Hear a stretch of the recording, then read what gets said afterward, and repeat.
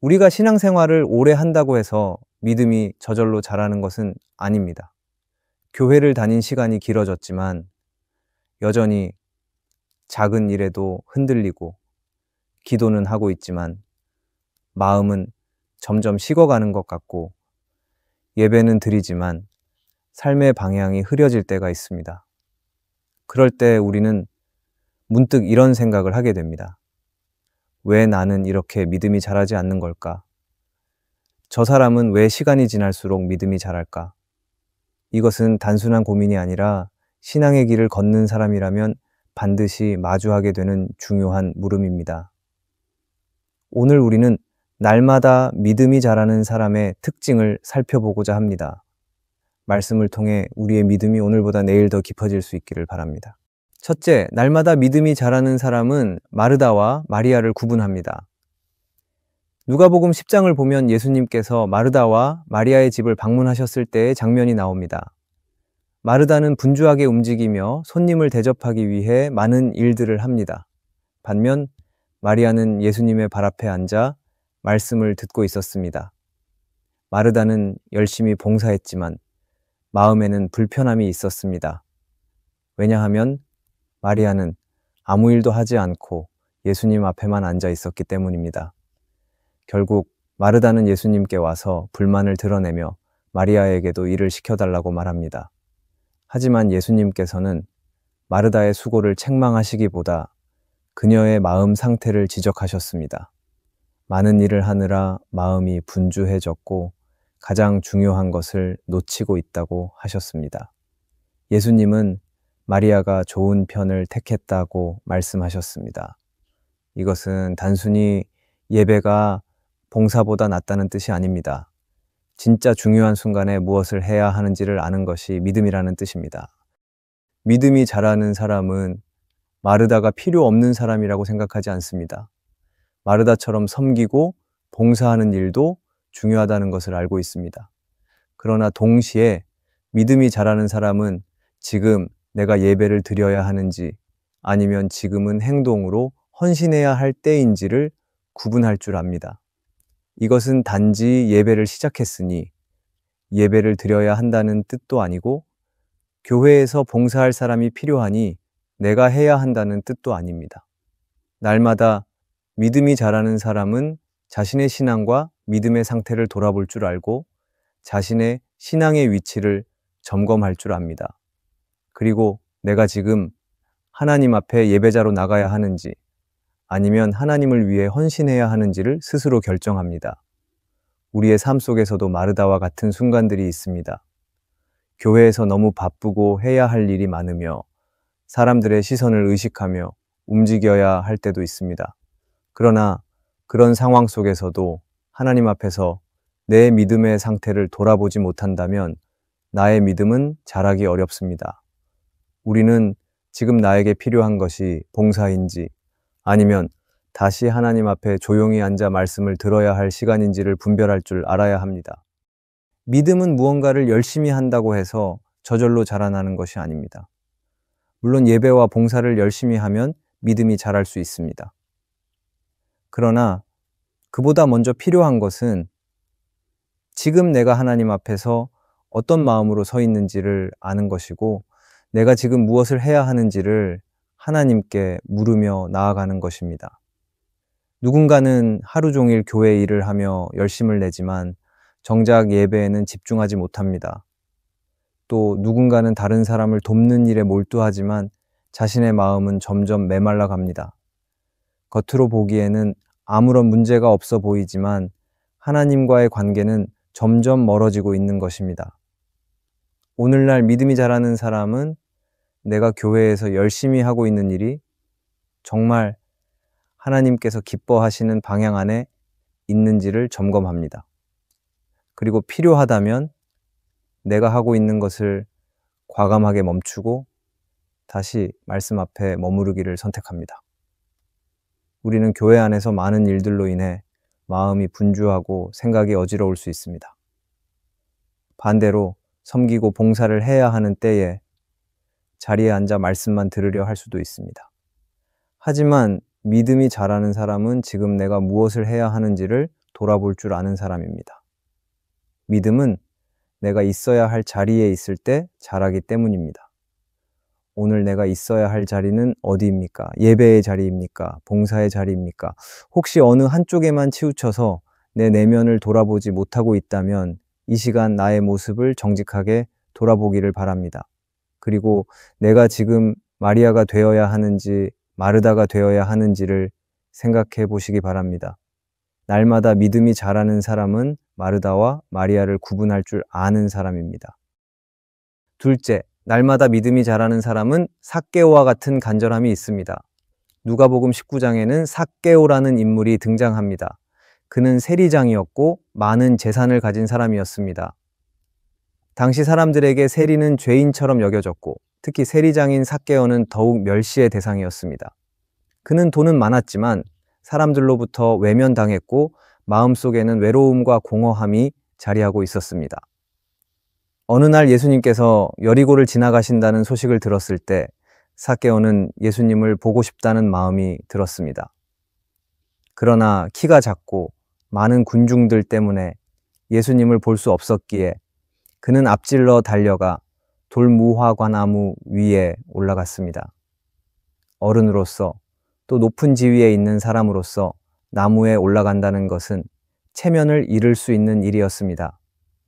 사람들은 그의 모습을 비웃었을 수도 있습니다. 그러나 삭개오에게는 그런 시선보다 예수님을 보고 싶은 간절함이 더 컸습니다. 그래서 그는 체면도 자존심도 내려놓고 나무에 올라갔습니다. 그런데 놀라운 일이 일어났습니다. 예수님께서 그 길을 지나시다 나무 위에 있는 삭개오를 보시고 이렇게 말씀하셨습니다. 삭개오야, 속히 내려오라. 오늘 내 집에 유하여야 하겠다. 삭개오의 간절함은 예수님의 걸음을 멈추게 했습니다. 예수님은 그의 집에 머무르셨고 그날 삭개오는 변화된 삶을 고백했습니다. 재산의 절반을 가난한 사람들에게 나누고 누구의 것을 속였으면 네 배로 갚겠다고 말했습니다. 예수님은 그 고백을 들으시고 이렇게 말씀하셨습니다. 오늘 구원이 이 집에 이르렀다. 삭개오의 변화는 단순한 감정적인 반응이 아니었습니다. 그것은 예수님을 만나고 싶다는 간절함에서 시작된 변화였습니다. 날마다 믿음이 자라는 사람은 바로 이런 간절함을 가지고 살아갑니다. 자신의 자리를 지키기보다 예수님을 보기 위해 뛰어나가고 체면보다 믿음을 선택합니다. 외적인 조건이나 사람의 시선보다 예수님을 향한 열망이 마음을 이끌어 갑니다. 오늘 우리의 삶 속에는 이런 간절함이 있는지 돌아봐야 합니다. 우리는 예배에 늦지 않기 위해 달려와 본 적이 있나요? 사람들보다 예수님을 더 보고 싶어서 용기를 내 본 적이 있나요? 누군가의 시선을 의식하지 않고 하나님 앞에서 솔직해지고 싶어서 무릎 꿇어 본 적이 있나요? 신앙이 자라지 않는 이유 중 하나는 간절함이 식었기 때문입니다. 처음 예수님을 믿었을 때, 처음 은혜를 받았을 때는 예배 시간이 기다려지고 기도하는 자리가 기뻤습니다. 그러나 시간이 지나면서 형식은 남았고 마음의 뜨거움은 식어버린 채 살아갈 때가 많습니다. 하지만 믿음이 자라는 사람은 그 간절함을 다시 찾습니다. 삭개오처럼 작은 키를 부끄러워하지 않고 사람들의 시선을 두려워하지 않으며 주님을 보기 위해 행동합니다. 그리고 예수님은 오늘도 그 간절함을 찾고 계십니다. 그냥 예배 자리에 앉아 있는 사람이 아니라 예수님을 진심으로 만나고 싶어 하는 사람을 찾고 계십니다. 그분은 오늘도 말씀하십니다. 속히 내려오라. 오늘은 네 마음에 머물고 싶다. 오늘 우리가 삭개오와 같은 간절함을 다시 회복하기를 바랍니다. 하나님은 그런 사람을 결코 외면하지 않으십니다. 예수님을 간절히 구하는 사람, 그 사람을 통해 믿음은 자라고 삶은 변화됩니다. 날마다 믿음이 자라는 사람은 삭개오처럼 예수님을 간절히 바라보는 사람입니다. 셋째, 날마다 믿음이 자라는 사람은 기름을 준비합니다. 마태복음 25장에는 10명의 여인이 등장합니다. 그들은 모두 신랑을 맞으러 나간 사람들이었습니다. 당시 유대인의 결혼 풍습에서는 신랑이 밤중에 오기도 하고 늦어지기도 했습니다. 그래서 신랑을 기다리는 여인들은 등불을 준비하고 기름을 충분히 챙겨야 했습니다. 그 이야기 속에서 5명의 여인은 슬기로운 여인들이고 5명은 미련한 여인들로 나뉘었습니다. 겉모습으로는 큰 차이가 없었습니다. 모두 등불을 들고 있었고 모두 신랑을 맞을 준비를 하고 있었습니다. 그러나 시간이 지나며 차이가 드러났습니다. 신랑이 늦어지자 기름이 부족했던 미련한 여인들은 등불이 꺼지게 되었고 결국 기름을 가지러 간 사이 신랑이 도착했습니다. 준비된 여인들만이 함께 혼인잔치에 들어가고 문은 닫혔습니다. 이 이야기는 단순히 준비성의 문제가 아니라 믿음의 삶을 어떻게 살아가고 있는지를 보여주는 말씀입니다. 슬기로운 여인은 미리 준비한 사람입니다. 신랑이 언제 올지 몰라도 반드시 올 것이라는 믿음 안에서 지금 해야 할 것을 준비하며 살아간 것입니다. 이처럼 믿음이 자라는 사람은 오늘이 전부가 아니라는 사실을 압니다. 내가 지금 아무리 바쁘고 세상 일이 많아도 내 인생의 주인이신 예수님이 반드시 다시 오신다는 사실을 기억합니다. 그리고 그날을 위해 기름을 준비하며 오늘을 살아갑니다. 여기서 말하는 기름은 단순히 종교적인 열심이 아닙니다. 기름은 내면의 준비이고 꾸준한 믿음의 태도입니다.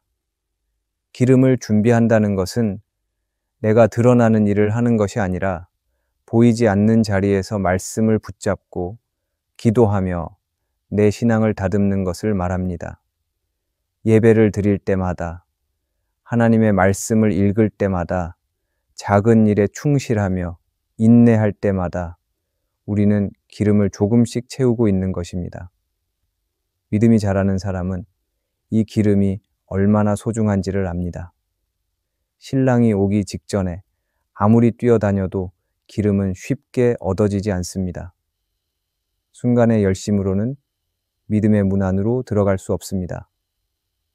진짜 믿음은 매일매일을 준비하는 데서 자라나는 것입니다.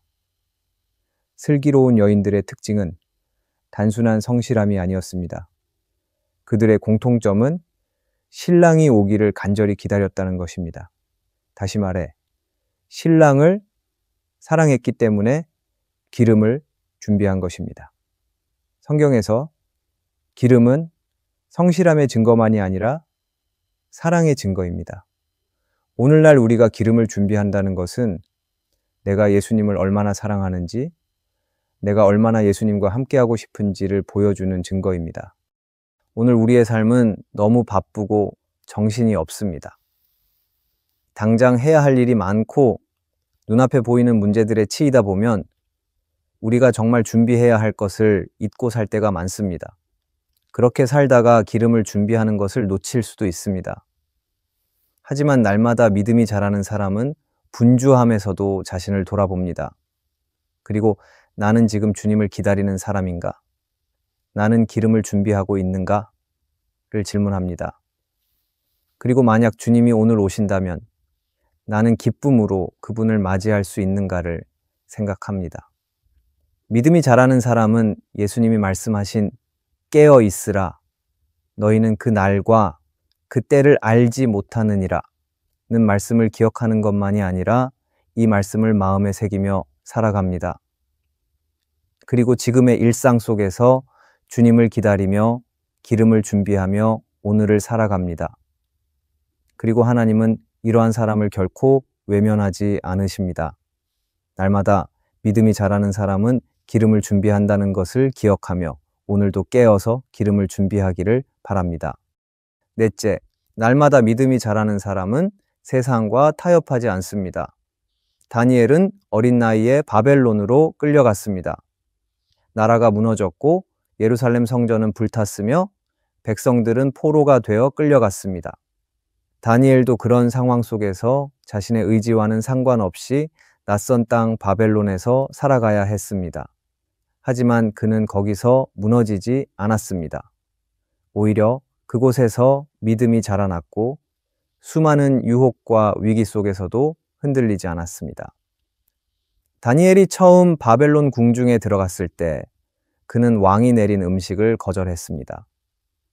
그것은 당시로서는 매우 위험한 일이었습니다.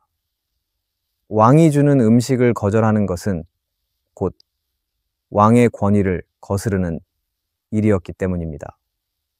그러나 다니엘은 자신이 이방의 문화를 따르는 것이 하나님 앞에서 옳지 않다고 생각했습니다. 그래서 조용히 뜻을 정하고 자신이 지킬 수 있는 방법을 선택했습니다. 그리고 하나님은 그 중심을 아셨고 다니엘에게 지혜와 명철을 더해 주셨습니다. 믿음이 자라는 사람은 다니엘처럼 세상과 쉽게 타협하지 않습니다. 눈에 보이는 이익을 따라가지 않고 사람들의 눈치를 보며 기준을 바꾸지도 않습니다. 자신이 하나님 앞에서 어떻게 살아야 하는지를 먼저 생각하고 그 길이 좁고 외롭더라도 그 길을 선택합니다. 다니엘은 그렇게 살았습니다. 바벨론 궁전의 화려함 속에서도 왕의 칭찬과 인정 앞에서도 그는 하나님의 사람으로서의 정체성을 잃지 않았습니다. 다니엘이 사자굴에 던져질 위기를 만났을 때도 마찬가지였습니다. 기도하면 안 된다는 왕의 조서가 내려졌을 때 그는 문을 열고 하루 3번 하나님께 기도했습니다. 굳이 문을 열지 않아도 되었고 마음속으로 기도만 해도 되었을 것입니다. 하지만 다니엘은 변하지 않았습니다. 하나님 앞에서 하던 대로 그 자리를 지켰습니다. 그에게는 타협이 아니라 순종이 중요했기 때문입니다. C.S. 루이스는 순전한 기독교에서 이렇게 말했습니다. 하나님께 진심으로 순종하기 시작하는 순간 우리는 세상과의 충돌을 피할 수 없습니다. 다니엘은 바로 그런 삶을 살았습니다. 그는 세상의 칭찬보다 하나님의 시선을 선택했고 눈앞의 안정보다 신앙의 본질을 붙들었습니다. 우리의 삶에도 바벨론은 있습니다. 다니엘처럼 포로가 되어 낯선 땅에 끌려가진 않았지만 우리는 매일의 삶 속에서 바벨론 같은 세상의 문화와 가치관, 유혹과 타협 앞에 서 있습니다. 세상은 언제나 우리에게 말합니다. 이 정도는 괜찮아. 다들 그렇게 살아. 그렇게까지 믿을 필요는 없어. 세상은 우리들에게 믿음을 조금 내려놓으면 더 편해지고 믿음의 기준을 조금만 낮추면 더 많은 것을 가질 수 있을 것처럼 속삭입니다. 그리고 우리는 마음속에서 이런 싸움을 하기도 합니다. 이번 한 번쯤은 괜찮지 않을까? 하나님도 이해해 주시겠지. 그런데 이런 생각들이 조용히 마음속에 자리를 잡을 때 우리는 자신도 모르는 사이에 신앙의 기준을 빼앗기게 됩니다. 그리고 어느 순간 우리의 믿음은 무너지게 됩니다. 왜냐하면 믿음은 어느 날 갑자기 무너지는 것이 아니라 조용히 그리고 아주 천천히 무너져 가는 것이기 때문입니다. 하지만 믿음이 자라는 사람은 매일의 선택 앞에서 타협하지 않고 하나님 앞에 서려고 합니다. 사람들의 기준이 아니라 하나님의 기준을 붙잡고 편함보다는 말씀을 따라가려고 합니다. 그리고 때로는 손해를 감수하더라도 세상과의 거리보다 하나님과의 거리를 더 중요하게 여깁니다. 우리의 현실에서도 다니엘처럼 용기를 내야 할 때가 있습니다. 누구도 보지 않는 자리에서 정직을 선택하고 아무도 칭찬해주지 않아도 말씀 앞에 무릎 꿇고 아무리 바빠도 기도의 자리를 지켜내야 할 때가 있습니다. 그리고 이것이 삶이 바로 세상과 타협하지 않는 믿음의 사람의 모습입니다. 지금 내 마음속 바벨론은 무엇입니까? 내 신앙을 조금씩 무디게 만드는 습관은 무엇이고 내가 자꾸만 양보하게 되는 기준은 무엇입니까? 혹시 편안함을 위해 신앙의 원칙을 조금씩 내려놓고 있는 부분은 없습니까? 여기에서 세상과 타협하지 않는다는 것은 완벽하게 살아간다는 말이 아닙니다. 우리는 연약하기에 넘어질 수 있습니다. 하지만 믿음의 사람은 실패해도 다시 일어나 하나님을 선택하기를 노력한다는 것입니다. 믿음은 어느 날 갑자기 자라는 것이 아닙니다. 눈에 띄는 변화보다 중요한 것은 매일의 삶 속에서 하나님을 선택하는 작은 순간들이 쌓여가는 것입니다. 때로는 나도 모르게 지칠 수 있습니다. 예배에 나아가도 마음이 따라오지 않고 기도하려 해도 입이 잘 열리지 않을 때도 있습니다. 그러나 중요한 것은 그 자리를 지키는 것입니다. 그 자리를 지키는 동안 하나님께서 우리를 자라게 하십니다. 신앙생활은 방향이 중요합니다. 그리고 날마다 자라는 것이 중요합니다. 나는 어제보다 오늘, 그리고 오늘보다 내일 더 하나님을 의지하는 모습이 우리에게 있어야 합니다. 우리는 완벽하지 않아도 괜찮습니다. 넘어져도 다시 일어나면 됩니다. 중요한 것은 다시 주님을 향해 걷고 있느냐입니다. 우리의 삶이 날마다 믿음으로 자라가는 여정이 되기를 바랍니다.